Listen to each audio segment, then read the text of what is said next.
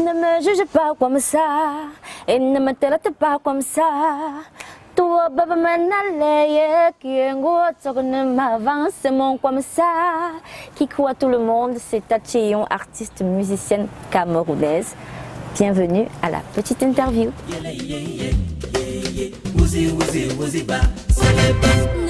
Tati Eyon, chorégraphe, danseuse, auteur, compositeur, c'est tout un plan de vie, un plan de carrière comme ça?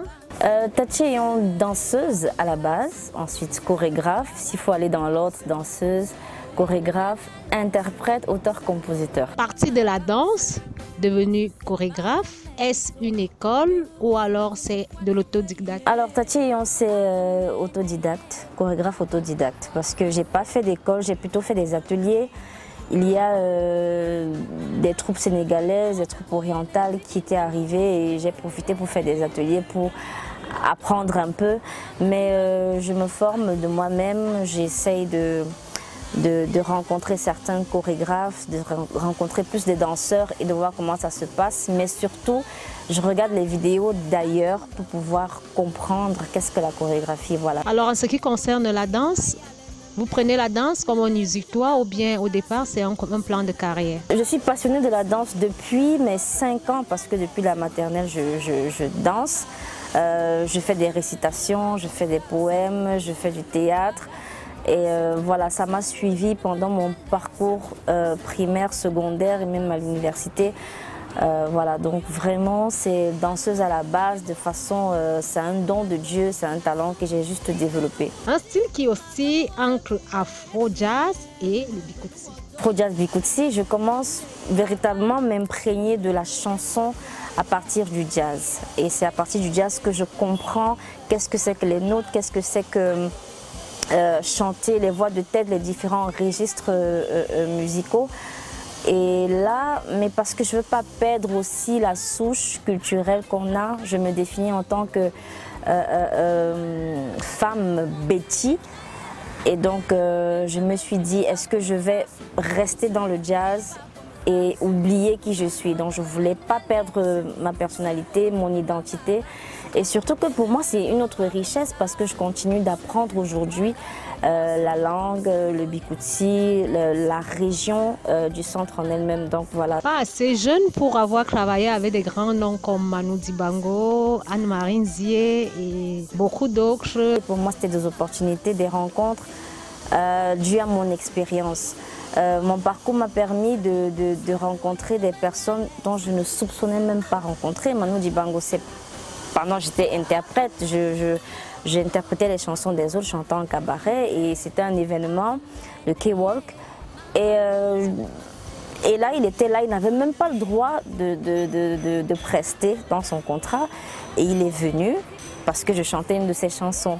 Et il est venu, on a partagé cet instant, on a eu 5 minutes, il m'a accordé 5 minutes après pour me donner quelques conseils. Voilà, c'est pareil pour Anne-Marie Nzié, pour d'autres personnes que j'ai rencontrées.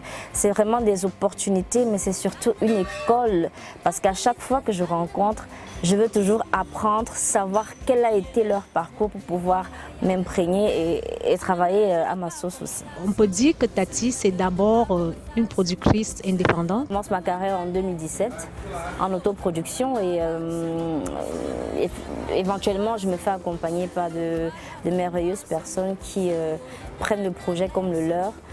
On essaie d'avancer et puis je signe un contrat en 2018, fin 2018 avec la maison Phare Empire. Et avec cette maison-là, c'est une autre ouverture aux opportunités. Et on a mis un album sur pied, Envole-toi, en 2020, l'année dernière. Et puis voilà, on essaye de faire le bout de chemin. Tati, on essaye de continuer dans sa perspective, dans sa vision de départ, c'est-à-dire toujours en autoproduction. On peut dire que Tati, c'est également une âme généreuse parce que vous avez beaucoup de collaborations avec Etienne Mbappé par exemple, Lady Pon, Sissoul. Oui, l'album Envole-toi, c'est une grosse richesse et pour moi c'est une autre expérience, c'est une autre phase de ma carrière de travail.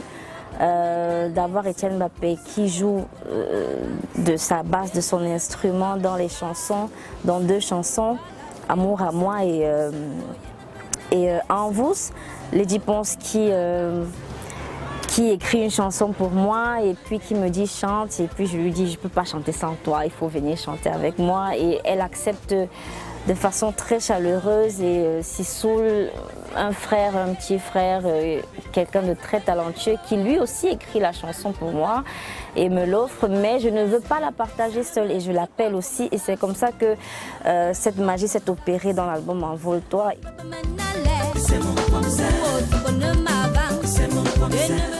Je suis quelqu'un de très discipliné parce que voilà, pour rencontrer les grands noms que j'ai rencontrés, il faut avoir une certaine discipline dans le travail. Il faut avoir une certaine pression aussi parce qu'après, quand tu les as rencontrés, ça ne s'arrête pas là.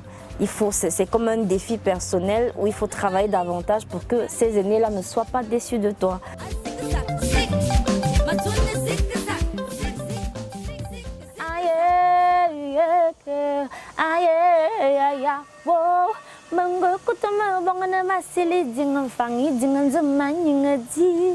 Soyez vous-même et soyez souriant et positif en tout temps. C'était Tcheyon pour la petite interview. Tsunami de bisous. Ne me juge pas comme ça.